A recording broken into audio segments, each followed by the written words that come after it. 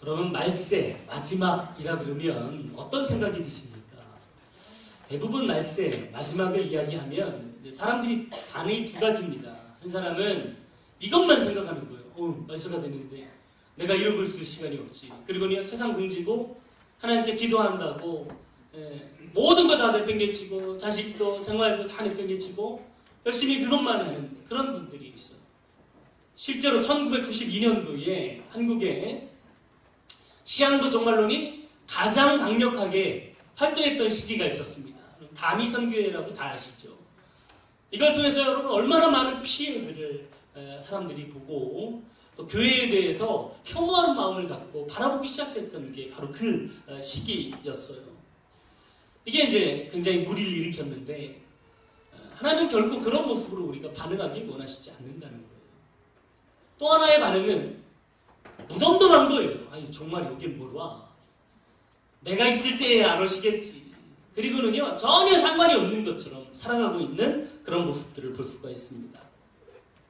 오늘 성경에 보면 실제로 예수님 시대의 제자들도 이 말세, 종말에 대해서 전혀 감이 없이 나와는 전혀 상관없는 일처럼 그렇게 살아가고 있던 그런 사람들의 모습이 오늘 성경에 등장하게 됩니다. 자, 1절 한번 읽어볼까요? 1절 시작.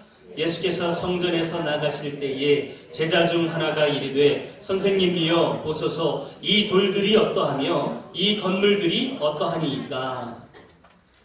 자, 이 말은 예수님께 제자들이 예루살렘 성전을 바라보면서 이 돌들, 이 예루살렘 성전, 이 멋진 성전이 어떻게 되겠습니까? 라고 질문을 하는 것이죠. 이 질문에 밑바닥에는 이런 생각이 들어있었던 거예요. 적어도 예루살렘 성전만큼은 결코 무너지지 않는다. 세상 끝이 와도 이것만큼은 튼튼하게 세워졌을 것이다. 이런 자부심이 그 당시에 예루살렘 성전을 다니고 있는 사람들 마음속에 있었어요. 실제로 지금 예수님 시대의 그 예루살렘 성전은 제3성전이라고 명칭이 붙어 있습니다. 1성전은 솔로몬이 지었던 성전이고, 그리고 이제 그것이 바벨론이 침공해 오면서 완전히 습다밭이 되어서 다 무너지죠. 그 후에 이 고레스 왕의 칙령을 통해서 예루살렘 사람들이 포로로 끌려갔다가 다시 돌아오게 되는데, 그때 돌아온 사람들이 수룹바벨을 기점으로 해서 건축되어진 성전이 제2성전입니다. 그리고 이게 시간이 지나면서 많이 낙후되고 노후되기 되었어요. 그 당시 로마가 이 유대 땅을 통치할 당시에 로마의 위임을 받아서 유대를 다스리는 분봉왕으로 세워진 사람이 누구였냐면 헤롯 대왕이었습니다. 이 헤롯 대왕이 유대인들의 환심을 사기 위해서, 왜? 여러분, 로마에서 파견된 왕을 사람들이 잘 믿고 따르겠습니까? 반감이 있었던 거죠. 그래서 이 유대인들의 마음을 사로잡기 위해서는 뭔가 필요하다. 그래서 이 헤롯 대왕이 장장 46년에 걸쳐서 성전을 대보수하게 됩니다. 그래서 세워진 성전이 제3성전, 예수님 시대의 성전의 모습이었다는 거죠. 여러분, 한 건물을 리모델링 하는데 46년이 들었어요. 그러니까 그 완성도와 규모가 어마어마했겠죠. 실제로 유대인 역사학자였던 요세푸스라고 하는 사람이 예수님 당시의 성전을 조사했는데, 그 당시에 성전이 대보수될 때 그 성전에 쓰여졌던 그 돌을 한번 조사했다고 합니다. 그 돌이 놀랄 준비하세요. 길이만 12m예요. 여러분도 건축할 때 그 정도는 다 기초석으로 쓰나 보죠? 길이만 12m, 넓이가 3.6m, 높이가 6m 되는 돌을 가지고 그 성전을 다시 쌓은 거예요. 그러니까 어마어마한 그런 물자를 들여가지고 성전이 보수된 거예요. 성전 뜰은요 다 최고급 대리석을 깔았어요. 그리고 문들은 다 구리로 만들었고, 특별한 문들은 금이나 은을 가지고 모두 다 감쌌어요. 그러니까 얼마나 그 완성도나 아름다운 면에서 이 예루살렘 성전이 대단했겠습니까? 그래서 많은 사람들 마음속에 세상이 무너져도 예루살렘 성전은 무너지지 않는다. 왜냐하면 그 정도 어마어마한 돌을 쌓아가지고 이 성전을 만들었으니까요. 이런 생각들은 예수님의 제자들에게도 동일하게 있었어요. 그래서 오늘 1절에 예수님의 제자들이 예수님께 그런 질문을 한 거죠. 여러분, 이 돌이 어떻습니까? 이 성전이 얼마나 이 웅장한데 이게 어떻게 되겠습니까? 라고 자신 있게 물어보는 거예요. 그런데 그때 예수님께서 제자들에게 정말 반전의 이야기를 선포하시죠. 자, 2절 말씀 함께 읽도록 하겠습니다. 13장 2절입니다. 시작. 돌 하나도 돌 위에 남지 않고 다 무너뜨려 지리라 하십니다. 할렐루야. 자, 예수님께서는 이 성전이 한순간에 무너질 수 있다는 거예요.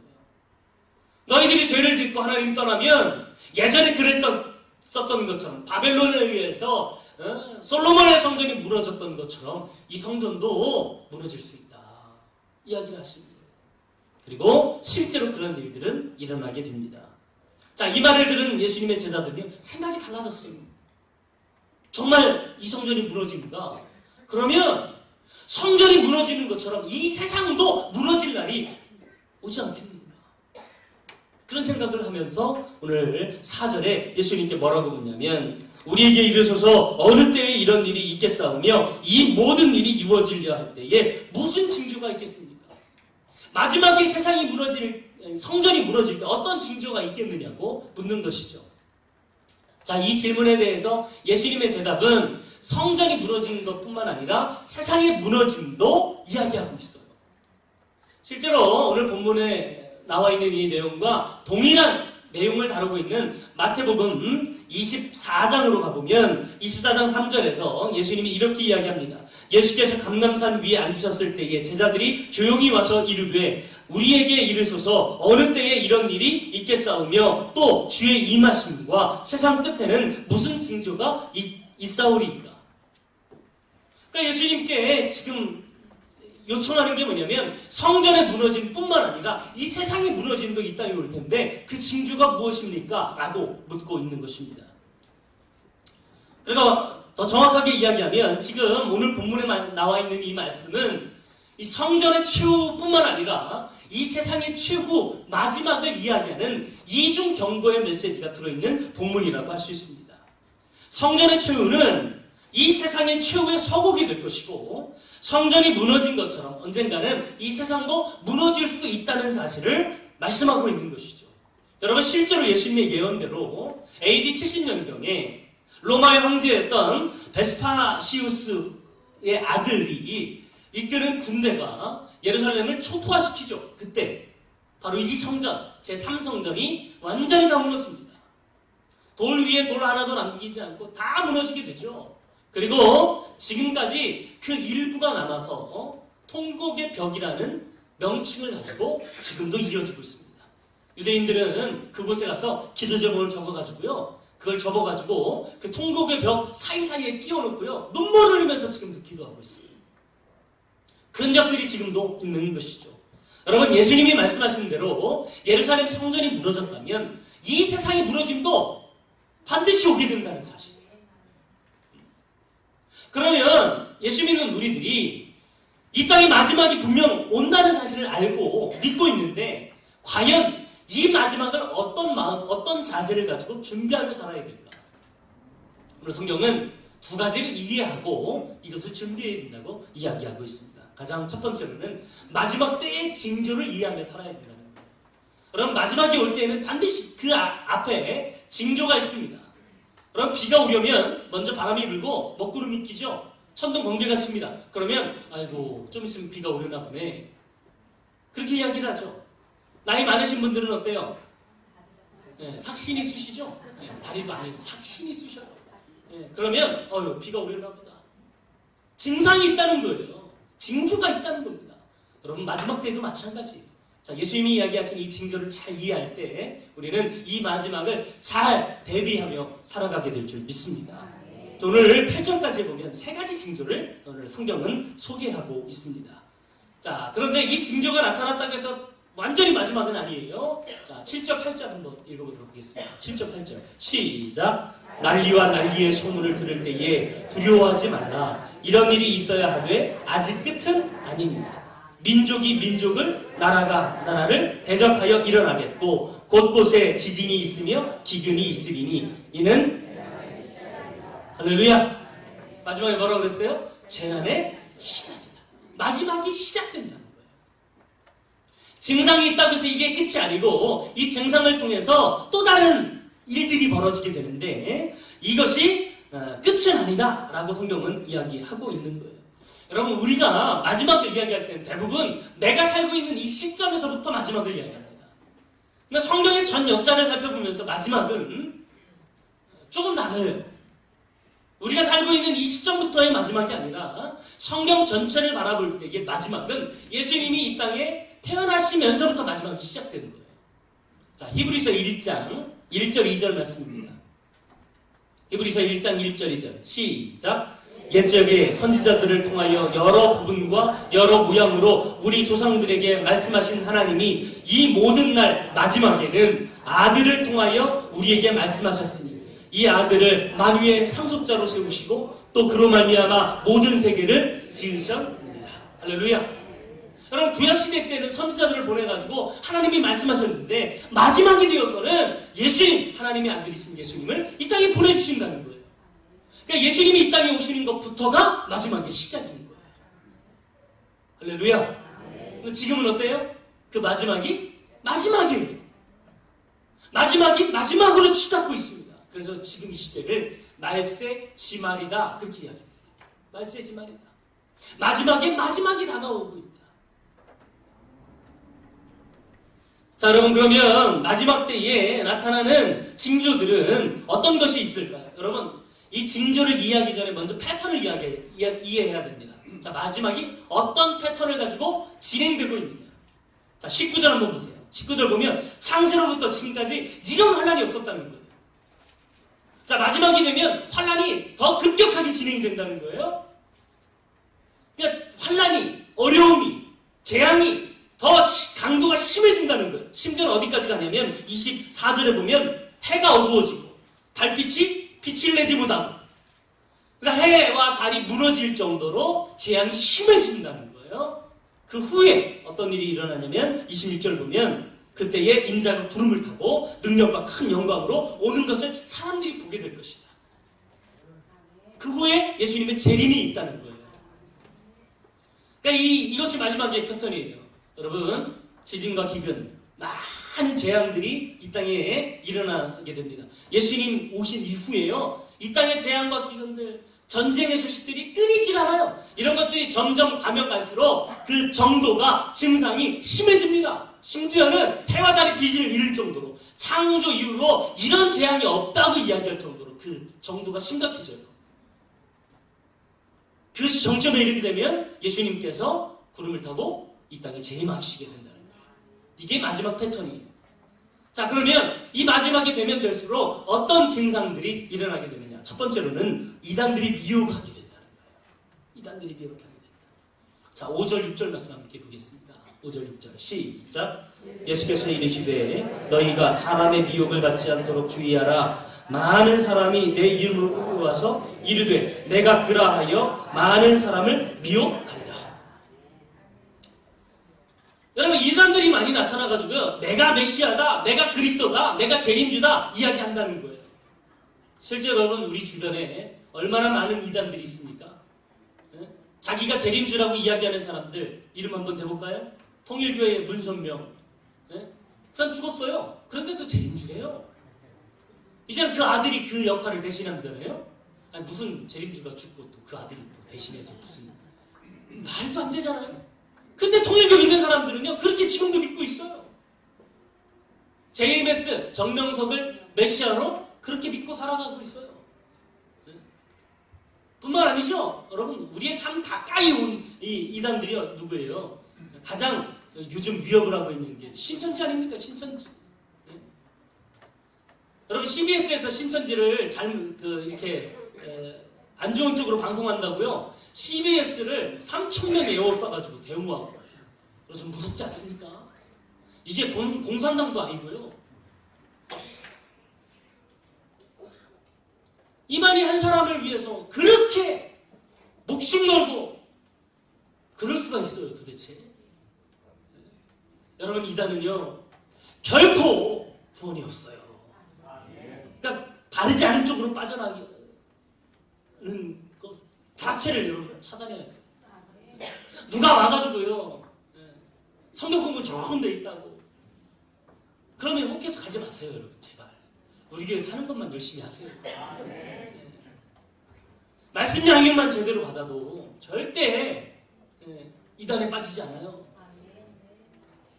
섣불리 그들과 대화하려고도 하지 마세요. 그럼 그들은요, 기존 교회를 공격할 수 있는 무기를 가지고 옵니다. 설득할 수 있는 매뉴얼을 가지고 와요. 이 사람들이 이렇게 대답하면 반격을 이렇게 해야 된다. 훈련받고 오는 거예요. 근데 교회는요, 그렇게 이야기할 때 이렇게 대답하라고 훈련 안 하잖아요. 왜 안 합니까? 여러분, 그런 거 가르칠 여유가 어디 있어요. 진짜 내가 하나님 바라보고 믿음 생활 하기도 바빠 죽겠는데. 무슨 이단들 대비하는데. 그러니까 여러분, 이단들이 찾아와도요, 말씀드리잖아요. 문 꽝 닫고요, 나 교회 다닌다고 쓸데없는 얘기 하지 말라고. 그리고는요, 아예 원천적으로 봉쇄해야 돼요. 그래야 내 믿음을 지킬 수 있는 거예요. 한마디 두마디 듣다 보면 여러분 혹해요. 그런 것 같아요. 기존 교회가 잘못되어 가고 있는 점, 그걸 막 꼬집어서 이야기를 하면요, 진짜 그런 것 같아요. 교회가 다 잘못됐나요? 여러분, 아니에요. 잘못돼 가고 있는 건 이단들이 훨씬 더 많습니다. 어디 사람들 동원해가지고 방송국을 장악하고, 한 사람에게 그렇게 모든 권력이 다 집중돼서 그렇게 할 수 있습니까? 심지어는요, 동거하는 여자가 있고, 자기를 해라, 그 여자를 다리라, 그렇게 이야기하고 살아도 또 그 사람들이 그렇대요. 그거는 개인의 문제입니다. 말도 안 되는 짓거리를 벌이고 있는데도요, 우리가 그것에 대해서 방비하고 있지 않으면 넘어진다는 거예요. 신천지가 워낙 강력하게 교회를 공격하니까요, 그 틈을 타서 뒤에서 몰래 잠식해 가고 있는 게 하나님의 교회입니다. 하나님의 교회. 인천에서도요, 여러 개의 교회가, 그것도 감리교회가 하나님의 교회에 팔렸어요. 교회가 있다가 십자가를 띄면요, 그게 하나님의 교회예요. 십자가가 없는 교회는 바른 교회가 아니죠, 사실. 여러분, 하나님의 교회 그 모습이 어떤 줄 아세요? 예전에 안상홍이라고 하는 사람이 있었어요. 안상홍. 이 사람이 자기가 재림주라고 이야기를 하다가 포기활동을 막 벌이고 그랬었어요. 근데 식당에서 식사를 하시다가 심장마비로 돌아가셨어요. 무슨 재림주가 심장마비로 세상을 떠나냐. 진짜 말도 안 되는 일인데도 불구하고, 근데 그 사람과 같이 사는 두 번째 부인이 장길자라고 하는 사람인데요, 성경에 하나님이라고 하는 단어가, 엘로힘이라고 하는 단어가 여성 명사래요. 그래가지고 하나님은 여자다, 그리고는요 자기가 하나님이 돼요. 그래서 어머니 하나님이라고 자기가 또 그 교세를 이어가서 지금까지 이어가지는 게 하나님의 교회예요. 말도 안 되죠? 근데 거기에 빠져 들어가는 거예요. 물량 공세하고, 유모차 부대가 막 달려 들어가지고 애 있는 집 엄청 잘해주고, 병원 다 차 내고 픽업해서 데려다주고, 그냥 어쩔 수 없이 막 나가게 되고, 그러면서 결국은 이단에 빠지게 되고. 여러분, 우리가 정말 이 세상이 지금 말세라는 사실을 기억하고 내 믿음을, 순수한 믿음을 지키기 위해서 정말 노력해야 될 줄 믿습니다.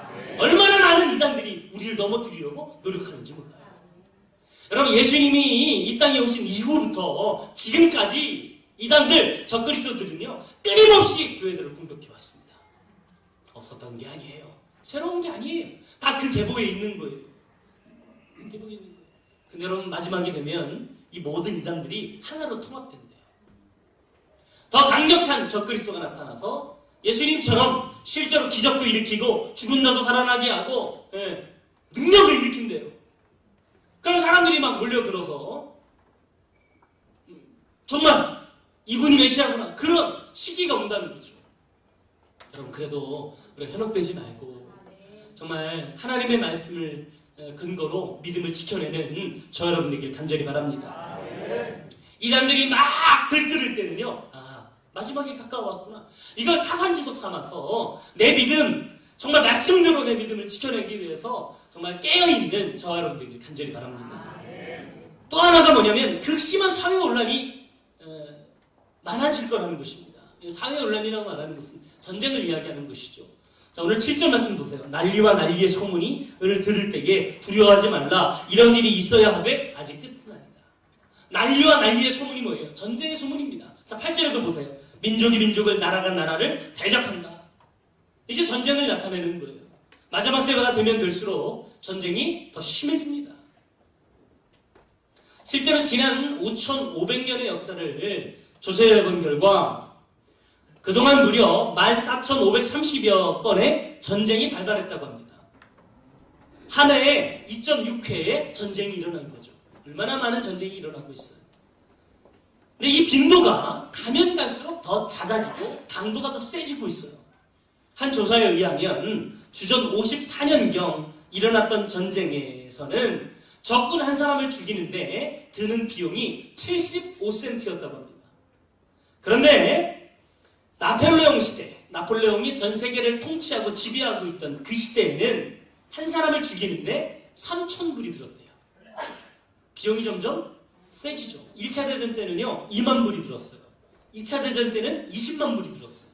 만약에 이 땅에 3차 대전이 일어난다면 100만 불 이상의 돈이 들 것이고 이렇게 추산을 하고 있어요. 미래학자들이.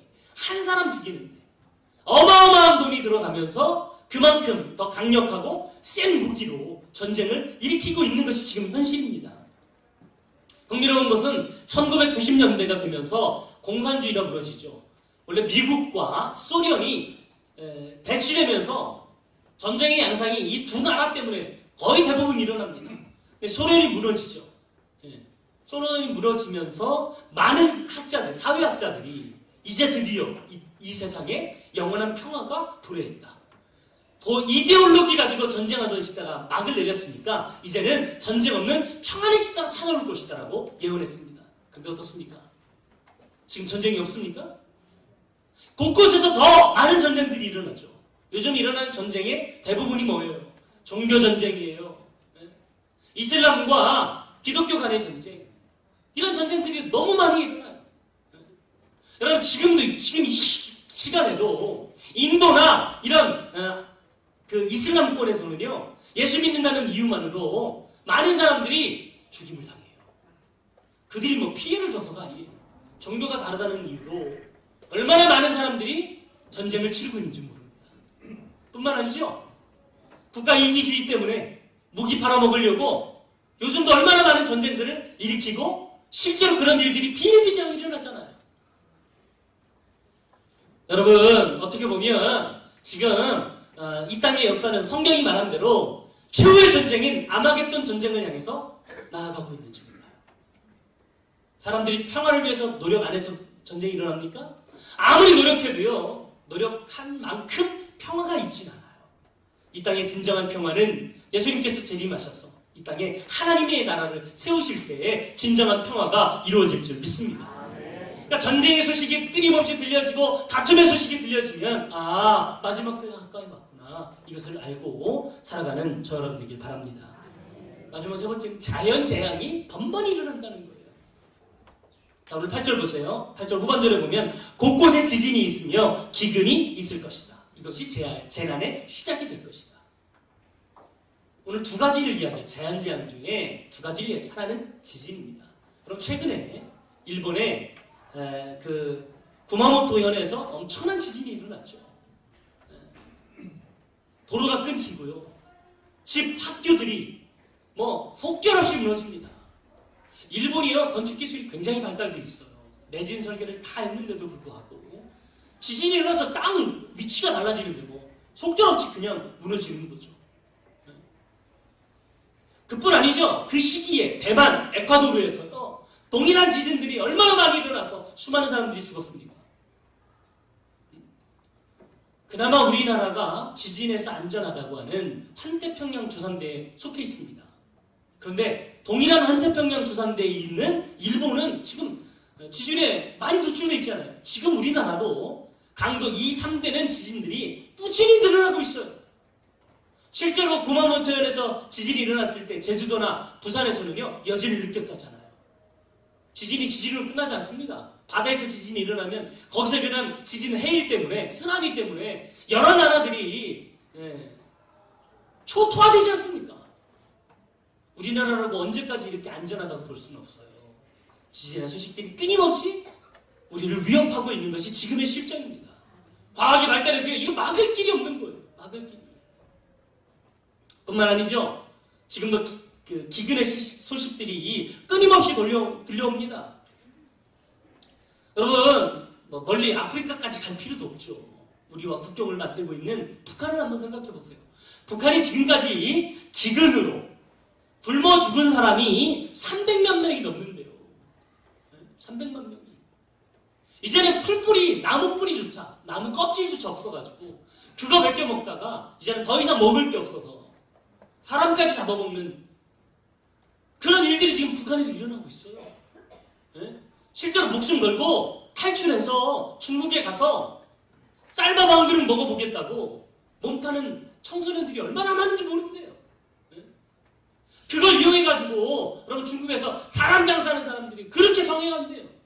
지난번에 우리 북한 선교 왔으면 우리 선교사님 오셔가지고 그런 얘기했죠. 양말에다가 쌀 좀 넣고 돈 넣어가지고 던지면요 벌떼처럼 달려들어가지고 그 국경을 지키는 이 경비병들이요 쫓아다니면서 한 번 더 그거 던져달라고 그럴 정도로 그 나라가 그렇게 못 산대요.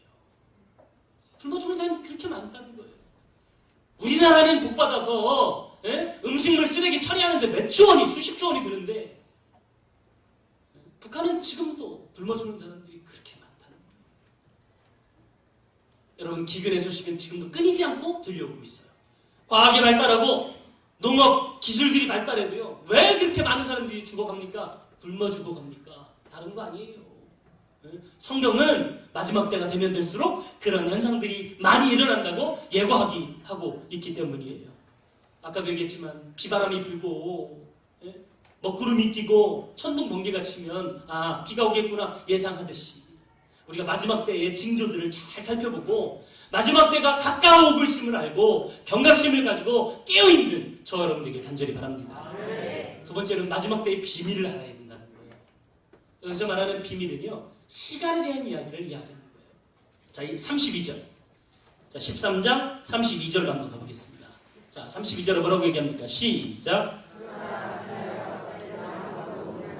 하늘에 있는 천사들도 아들도 모르고 아버지만 아십니다. 할렐루야. 그 날과 그때는요 아무도 모른다는 거예요. 심지어는 하나님의 뜻을 전하는 천사도 모르고요 하나님의 아들이신 예수님도 모른다는 거예요. 자, 그 이유가 뭘까요? 왜 시와 때를 알려주지 않을까요? 그러니까 여러분 지금 이 시대에도 많은 사람들이 마지막 때가 몇 달, 며칠, 몇 시다 이야기하는데 다 가짜예요. 거짓말이에요. 그 시와 때는 하나님밖에는 몰라요. 알려준 적이 없어요. 성경이 그렇게 이야기하고 있기 때문이에요. 그 이유가 뭘까요? 여러분 그 이유는 33절부터 37절까지 나와 있습니다. 자, 제가 읽어보겠습니다. 주의하라 깨어있으라 그때가 언제인지 알지 못함이니라. 가령 사람이 집을 떠나 타국으로 갈 때에 그 종들에게 권한을 주어 각각 사무를 맡기며 문지기에게 깨어있으라 명함과 같으니 그러므로 깨어있으라 집 주인이 언제 올는지 혹 저물 때 일는지 밤중에 일는지 다 놀 때 일는지 새벽 일는지 너희가 알지 못합니다. 그가 호련히 와서 너희가 자는 것을 보지 않도록 하라. 깨어있으라 내가 너희에게 하는 이 말은 모든 사람에게 하는 말이니라 하십니다. 어떤 사람이 외국으로 가면서 종들에게 자기 사업체, 자기 집을 다 맡기고 갔다는 거예요. 그리고는 이야기합니다. 내가 언제 올지 모르니까 너 정신 차리고 이 사업 잘 지키고 있어. 언제 오시게요? 1년 뒤인가요? 몰라. 언제 올지 몰라. 그러니까 너 똑바로 지키고 있어. 그리고 갔다는 거예요. 여러분 왜 그러셨을까요? 여러분 사람은 본성이 나태하고 게으릅니다. 내버려 두면요 쉬고 싶고 쉬면 앉고 싶고 앉으면 눕고 싶고 누우면 자고 싶은 게 우리의 모습이에요. 1년 뒤에 온다고 생각해보세요. 그러면요 아유 지금은 괜찮겠지. 그리고는요 실컷 놉니다. 그리고 예수님 온다고 그럴 때 그 바짝 그 시간에만 열심히 하려고 해요. 여러분 하나님은 그러길 원치 않는 거예요. 우리가 이 땅을 살아가면서도 마찬가지예요. 주의하라, 깨어있어라 라고 하는 이야기가 여러분 여러 번 반복되지 않습니까? 영적으로 우리가 깨어있어서 언제 예수님이 이 땅에 오실지 모르니까 긴장하며 나에게 주어진 삶을 최선을 다해 살아가라는 거예요. 최선을 다해. 여러분 이 땅에 오는 건 순서였어도 가는 건 순서 없잖아요. 네? 언제 우리가 어떻게 될지 몰라요. 매일매일이 계속해서 반복된다고 생각할지 모르지만 언제 이 세상의 삶이 끝날지 몰라요. 마찬가지로 예수님이 언제 이 땅에 오실지 몰라요. 여러분 오늘 저녁에 잠잘 때 주님이 오셔서 우리를 부른다 할지라도 여러분 당당하게 주님 앞에 부끄럽지 않은 모습으로 서야 되지 않겠습니까? 여러분 그것을 종말론적인 삶의 태도라고 합니다. 내가 언제 하나님 앞에 선다 할지라도 나는 부끄러움 없이 지금 나의 삶을 최선을 다해 삽니다. 주님 앞에 설 때에 부끄러움 없이 살기 위해서 오늘 하루도 최선을 다하는 거죠. 네. 믿음을 지키려고 노력하고 자녀들을 잘 양육해서 그 자녀들을 하나님의 자녀로 세우려고 노력하고 직장생활하면서 열심히 그 직장에서 빛과 소금의 역할을 다 하려고 노력하고 이게 정말론적인 삶의 태도예요. 언제인지는 모르지만 그때가 분명히 오게 될 텐데 그때 부끄럽지 않게 내 삶을 이어가기 위해서 그렇게 살아가야 하는 것이 우리들의 모습인 줄 믿습니다. 그래서 하나님은 마지막 때에 시간은 비밀로 붙여둔 거예요. 언제 올지 몰라요. 우리도 언제 이 세상을 떠날지 몰라요. 하나님 앞에 설지 몰라요. 그때가 언제일지 모르지만 우리가 최선을 다해서 주님을 높이고 살아가는 저 여러분들에게 간절히 바랍니다. 오늘 찬양하면서 주님께 나아가기를 원합니다. 마라나타 주 예수여 어서 오시옵소서.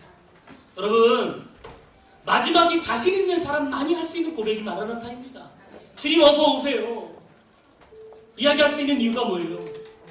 사도 바울이 마지막 때 그런 고백하지 않습니까? 나는 내 갈 길 다 가고 내 사명 마칠 때까지 다 했으니까 나는 이제 이후로는 멸류관 주실 주님 바라보며 살겠다. 이 자신감이 오늘 저와 여러분 가운데 있길 간절히 원합니다. 주님 오세요. 어서 오세요. 언제 오시더라도 나는 내 삶에 최선을 다해 살았습니다. 이 마음 가지고 살아갈 수 있도록 오늘 찬양하면서 더 우리 마음을 다짐했으면 좋겠습니다. 마라나타 주 예수여 마라나타 마라나타 주 예수여 어서 오시옵소서. 땅의 모든 끝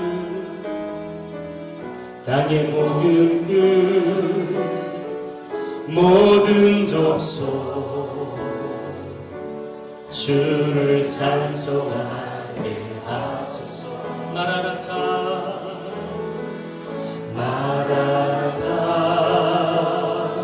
주 예수여 어서 오시옵소서. 모든 열방이 주님께 돌아올 때 모든 열방이 주께 돌아와 춤추며 경배하게 하소서. 아멘. 우리 주님 다시 오실 길을 만들자. 십자가를 들고 땅끝까지 우린 가리라. 우리 주님 하늘 영광 온 땅 덮을 때 우린 땅끝에서 주를 맞으리. 마라나타 마라나타 아멘. 주 예수여 오시옵소서. 마라나타 마라나타 아멘. 주 예수여 오시옵소서. 이상 두 손을 가슴에 모으고 함께 기도하기로 합니다. 여러분 정말 오늘 죽어서 천국 간다는 확신이 있습니까? 내일 이 밤에 주님이 재림하실 때에 여러분은 부끄럽지 않은 모습으로 주님 앞에 서실 수 있습니다. 오늘 우리에게 주어진 이 하루가, 오늘 이 예배 시간이 마지막이라고 생각하고 최선을 다해서 하나님을 높이며 주님을 위해서 헌신하는 믿음의 사람들이 되기를 주님은 원하시는 줄 믿습니다. 하나님, 오늘이라도 빨리 오세요. 오늘이라도 빨리 오셔서 이 세상 구원하시고 나를 구원해 주세요. 자신 있게 이야기할 수 있는 믿음의 태도가 우리에게 있어야 됩니다. 우리는 부족해요. 성령님이 함께 하셔야 이 일 가능해요. 하나님 도와달라고 이 시간 주여 한번 부르시고 같이 기도합니다. 주여